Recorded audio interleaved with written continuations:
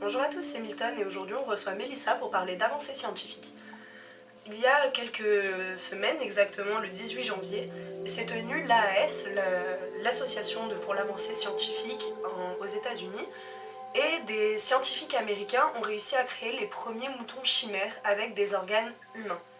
Donc pour ça, ils ont utilisé une machine qui s'appelle le CRIS SPR CAS9, je vous mettrai une photo pour que vous voyez à peu près ce que c'est, qui ont permis d'extraire les cellules souches qui vont créer les organes de moutons et les remplacer par des cellules souches qui vont créer des organes humains.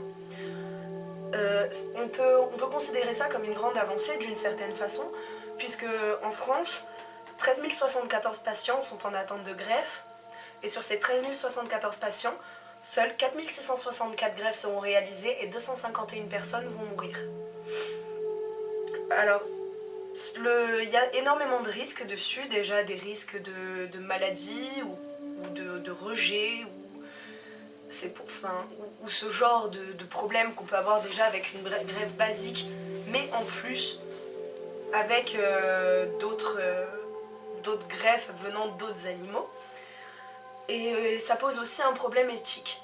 Alors pour ça, Mélissa, végétarienne de son espèce et défenseuse des droits des animaux, va expliquer en quoi elle pense que ce n'est pas éthique de se servir d'animaux comme, on va dire, sac à organes. Alors Noah, merci de m'avoir invitée. Mais de rien. Le principal problème qu'on peut y voir dans cette nouvelle avancée scientifique est du fait qu'on oublie que les moutons et autres animaux qui servent de sac à organes, comme tu le dis, sont justement des animaux, des êtres vivants avec des sentiments, des ressentis. Ils peuvent souffrir, aimer, et du fait qu'on fasse des essais scientifiques sur eux, on oublie parfois ce côté sentimental que peut avoir l'animal. On revient presque à l'époque où les animaux domestiques étaient des objets, des meubles dans la maison, et que le maître pouvait en disposer comme il le souhaitait. C'est vrai qu'on revient un peu sur ça, mais moi je peux voir ça comme quelque chose de positif, dans le sens où si c'est qu'une transition, si cette transition va ouvrir des portes vers les premiers organes totalement robotisés ou mécaniques, comme on a fait les premiers cœurs mécaniques il y a quelques années. Mais le problème, c'est qu'on n'est pas encore avancé au niveau micro-robotique ou robotique pour que ça tienne. Le premier qu'on a fait, il a tenu que 40 jours. Et il a tellement abîmé les récepteurs cardiaques que notre greffe n'était plus possible. Bon, après, le patient était au courant et il y avait des consentements.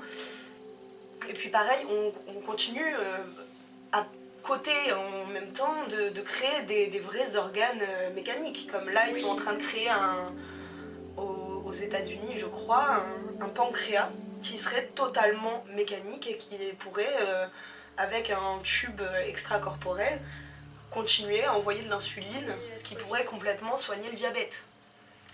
Après, c'est vrai que niveau éthique, c'est un peu bizarre, mais bon, je suis vraiment pas objective, moi je déteste les moutons. Et les moutons, c'est quelque chose de totalement physique. D'accord. Après, que ce soit un mouton ou un autre animal, il y a question, est-ce qu'on a le consentement de l'animal, du fait qu'on ne puisse pas encore dialoguer avec eux. On ne sait pas s'ils sont d'accord ou non de servir de cobayes pour la science.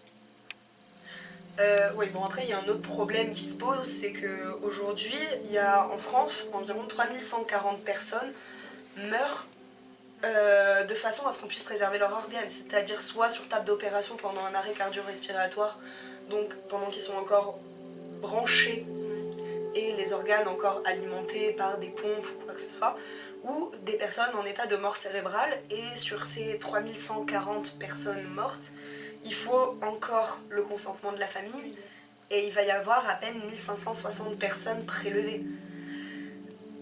Donc est-ce que créer, même si c'est sur des animaux et que bon, c'est vrai que ça se fait pas trop, des organes à côté pour sauver des humains, moi je pense que ça peut se faire. Après, il faut vraiment que ce soit une transition. Après, il faudrait aussi qu'il y ait plus de campagnes d'information pour les hommes, qu'on explique que ça peut arriver à tous, qu'on aimerait tous avoir une grève, vu que là, il y a quand même pratiquement 10 000 personnes qui ne peuvent pas recevoir une greffe, et c'est énorme. Et c'est aussi, sur tous ces patients, il y a aussi, il faut savoir, des enfants et souvent même des bébés. Bon après, les bébés, même quand ils sont encore intra-utérins, c'est-à-dire encore dans le ventre, ils n'ont pas encore de groupe sanguin ni de quoi que ce soit. Donc la greffe est plus facile. Et puis bon, d'une certaine façon, c'est peut-être carrément dégueulasse ce que je vais dire, mais au moins il n'y aurait plus de gaspillage.